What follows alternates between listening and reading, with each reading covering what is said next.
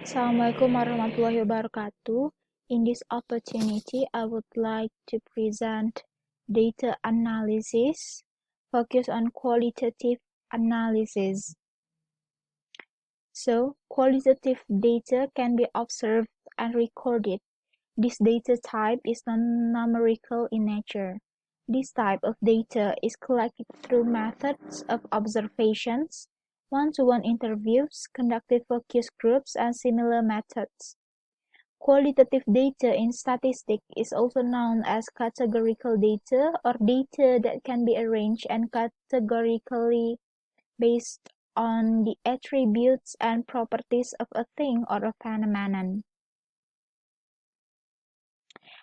For example, think of a student reading a paragraph from a book during one of class session. A teacher who is listening to the reading gives feedbacks on how the child read the paragraph. If the teacher gives feedback based on fluency, intonation, throw of words, clarity of pronunciation without giving a grade to the child, this is considered as an example of qualitative data. From this example, we can conclude that it's pretty easy to understand the difference between qualitative and quantitative data. Qualitative data doesn't include numbers and its definition of traits, whereas quantitative data is all about numbers. Quantitative data is any quantifiable information that can be used for mathematical calculations or statistical analysis. This form of data helps in making real-life decisions based on mathematical derivations. Quantitative data usually used to answer questions like how many, how often, how much, and also this data can be validated and verified. And then the importance of qualitative data. Qualitative data is important in determining the particular frequency of traits or characteristics. For market researchers, collecting qualitative data helps in answering questions. Qualitative data is about the emotions or perceptions of people on what they feel. From this, we can conclude that it allows the statistician or researchers to form parameters through which larger data sets can be observed. Qualitative data also provides the means by which observers can quantify the world around them, like who their customers are, what issues or problems they are facing, and where do they need to focus their attentions so problems or issues are resolved. And in quantitative data, these perceptions and emotions are documented, and it helps the market researchers understand the language their consumer speaks and deal with the problem effectively and efficiently. And then types of qualitative data. The first one is one-to-one interviews. It is one of the most commonly used data collections instruments for qualitative research, mainly because of its personal approach. Like the interviewer or the researcher collects data directly from the interviewee on a one-to-one basis. The number two is focus group. This is done in a group discussion setting. This group is limited to 6 to 10 people, and a moderator is assigned to moderate the ongoing discussions. Depending on data which is sorted, the member of a group may have something in common. For example, a researcher conducting a study on track runners will choose athletes who are track runners or were track runners and have sufficient knowledge of the subject matters. And then number three, record keeping. Actually, this method makes use of already existing reliable documents and similar sources information as the data source. And this data also can be used in new research, and also is similar to going to a library. There, one can go over books and other references material to collect relevant data that can be used in research. And then uh, number 4, process of observations.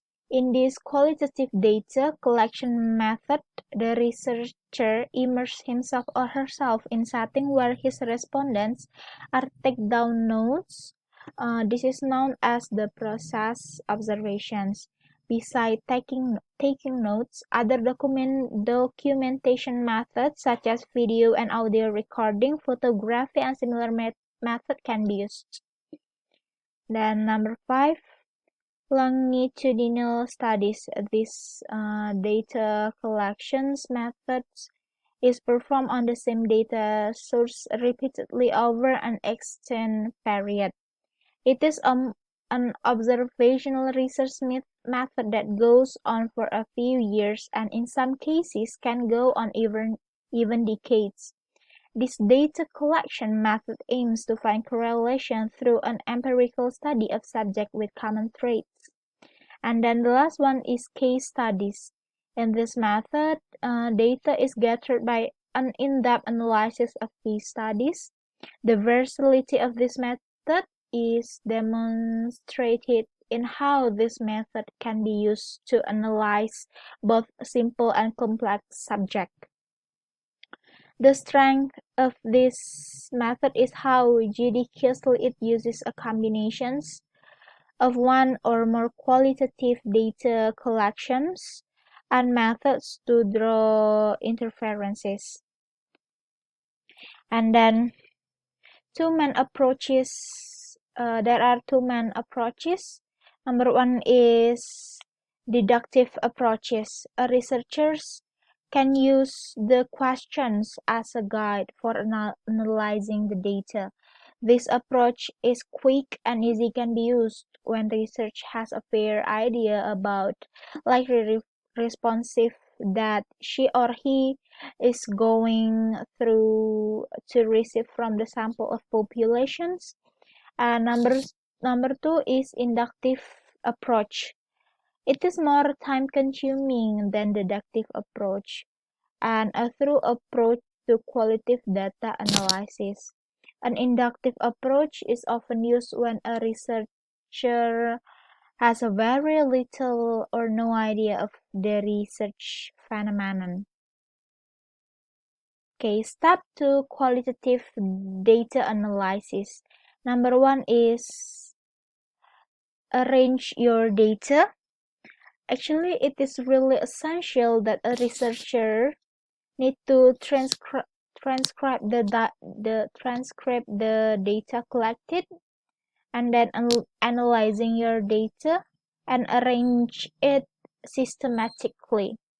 Arranging data means converting all the data into a text format, or you can either export the data into a spreadsheet or manually type in data, or choose from any of the computer-assisted qualitative data analysis tool. And the number 2 is organize all your data. After transforming and arranging your data, the immediate next step is to organize your data. There are changes you most likely have a larger amount of information that still needs to be arranged in an orderly manner. One of the best way to organize the data is by going back to your research objectives and then organizing the data based on questions asked. And then number 3 is set a code to the data collected. Setting up a proper codes for the data takes you a step ahead. Coding is one of the best ways to compress the tremendous amount of information collected. That the coding means of qualitative data simply means categorizing and assigning properties and patterns to the collected data. Number 4, validate your data. Validating data is one of crucial steps of qualitative data analysis for successful research, and then it is imperative to ensure that data is not flawed.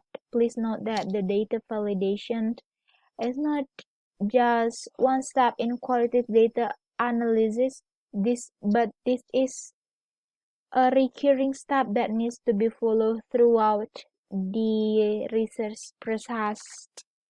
And then number 5 is it is important to finally conclude your data, which means systematically presenting your data, a report that can be readily used. The report should state the method that you, as a researcher, used to conduct the research study, the positive and negative and study limitations. In the report, you should also state the suggestion and inference of your findings and any related area of your future research itself. And then number 8, the advantages of qualitative data. Here I have three points. You can read it by yourself. And then the